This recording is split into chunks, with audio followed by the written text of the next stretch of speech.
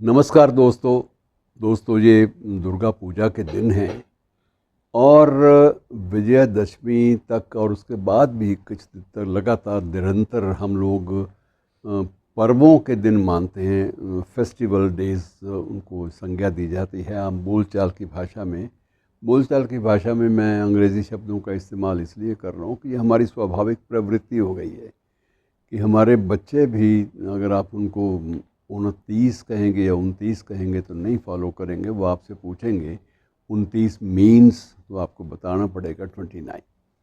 तो ये एक समस्या भाषागत है, इस पर चर्चा फिर कभी। आज सिर्फ दुर्गा पूजा के बारे में मित्रों जब भी बात करेंगे, सबसे पहले नज़र सिटी ऑफ जॉय इसलिए कि इस नाम से अब कलकत्ता जाना जाता है। कलकत्ता या कोलकाता जो है वो सिटी ऑफ जॉय के नाम से अब जाना जाता है। और मित्रों इसकी सबसे बड़ी पहचान ये है कि यहाँ एक ऐसा मेला लगता है दुर्गा पूजा का, जिसे यूनेस्को ने भी स्वीकार किया है कि ये विश्व का सबसे बड़ा ओपन आर्ट फेस्टिवल है। विश्व का सबसे बड़ा ओपन आर्ट फेस्टिवल, कलात्मक दृष्टि से इसको सबसे बड़ा माना गया। और ये यूनेस्को का जो फतवा है, निर्णय है या एक निष्कर्ष है, वो बिना बात के नहीं है। मित्रों आप ये मान के चलिए कि दुर्गा पूजा की तैयारियां पूजा हॉलीडेज़ के नाम से लगभग 15 दिन पहले आरंभ हो जाती हैं। और उससे भी पहले जो मूर्तियों का जो निर्माण है वो भी शुरू हो जाता है। और सबसे बड़ी बात यह है कि आज भी माना ये जाता है कि जो दुर्गा की जो मूर्तियां हैं वो सोनागाछी क्षेत्र से आती हैं, मिट्टी वहाँ से लाई जाती है। सोनागाछी वैसे बेशक वो सामाजिक रूप से उसको अच्छे दृष्टि से नहीं देखा जाता, लेकिन आध्यात्मिक दृष्टि से ये माना जाता है कि वहाँ की मिट्टी पवित्र होती है। उसकी पावनता ये हमारे हर चीज़ का आधार तो है, लेकिन आधार का स्पष्टीकरण देने में काफ़ी समय लग जाता है। इसलिए मोटे तौर पे आपको बता दूं कि ये एक प्रामाणिक तथ्य है कि सोनागाछी की मिट्टी को पवित्र मानकर उससे सबसे पहले दुर्गा की जो मूर्तियां बनाने का निर्माण कार्य है वो उसके साथ शुरू होता है। और मित्रों इसमें पूरी सामर्थ्य पूरा वहाँ का समाज, बंग समाज लगाता है। अनुमान के अनुसार इस बार जो अनुमान लगाए जाते हैं वो कहीं कहीं 100 किलो तक सोना, 100 किलो सोना। ये कहना ये आंकड़ा अपने आप में भयावह इसलिए कि इतना लोग सिर्फ एक मेले पे लगा देते हैं, पंडाल की सज्जा पे। और ये सच्चाई है, ये इसमें कोई भी मनगढ़ंत तथ्य नहीं है कि 100 किलो सोना।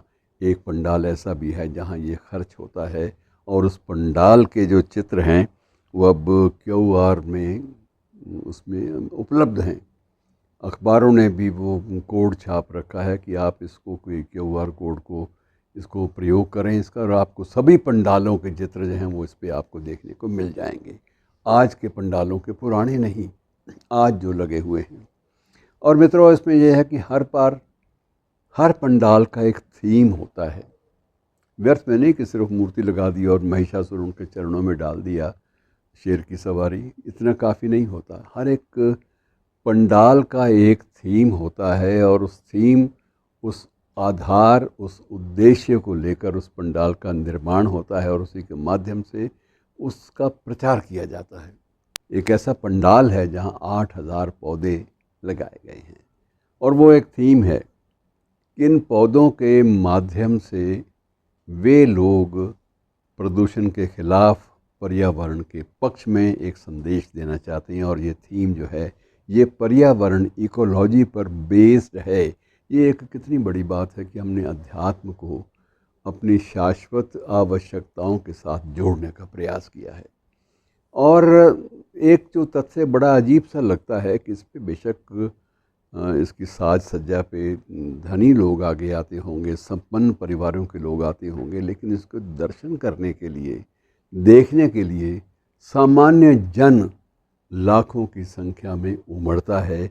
और ये जो दृश्य है उनको उनको उनके सामने से गुज़रने का, ये ऐसा नहीं है कि अष्टमी के बाद या नवमी के बाद समाप्त हो जाता है। ये उसके बाद भी 4-5 दिन लगातार चलता रहता है और उसके बाद दुर्गा मूर्तियों का, उन मूर्तियों का विसर्जन होता है। विसर्जन की प्रक्रिया मित्रों बड़ी अद्भुत है। विसर्जन भी एक ऐसी परंपरा है जिसमें सृजन भी है और विनाश भी है। ये एक संदेश है कि जो चीज़ संसार में जिसका सृजन हुआ है उसका समापन भी होगा। ये एक संदेश इन्हीं पंडालों के मध्य में विराजी हुई मूर्तियों के विसर्जन के साथ दिया जाता है, ये प्रयास होता है। और ये गणेशोत्सव के अवसर पर भी हमने देखा कि महाराष्ट्र में लोग दीवानों की तरह गणेश को घर में स्थापित करते हैं, पहले लाते हैं, खूब उनकी आराधना होती है और उसके बाद जब पर्व समाप्त होता है तो पर्व समाप्त के बाद चौपाटी पर लोग लाखों की संख्या में गणेश जी को विदाई देने आते हैं। और उस वक्त भी यही कहा जाता है कि गणपति बप्पा मोरिया, अगले बरस तू जल्दी आ। तो ये एक प्रकार से कामना, लोग कैसे जुड़ जाते हैं। और ये सामान्य जन होते हैं मित्रों, और इसमें सामान्य और विशिष्ट के बीच का जो अंतर है वो इन पर्वों के माध्यम से समाप्त हो जाता है। पंडाल यदि कोई संपन्न परिवार लगा भी दे और उन पंडालों को देखने कोई ना आए तो पंडालों की शोभा या चर्चा कैसे होगी। इसलिए सामान्य जन को भी इसके साथ जोड़ा गया है कि वे भी आएँ।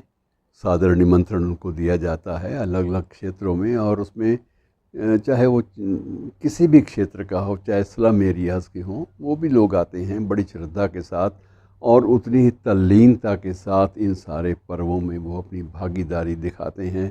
मित्रों, ये हमारे देश की सबसे बड़ी विशेषता है कि हम लोग अध्यात्म को और कला और संस्कृति, इन तीनों का एक ऐसा मिश्रण, एक ऐसा मिला जुला स्वरूप प्रस्तुत करते हैं कि जो अद्भुत है।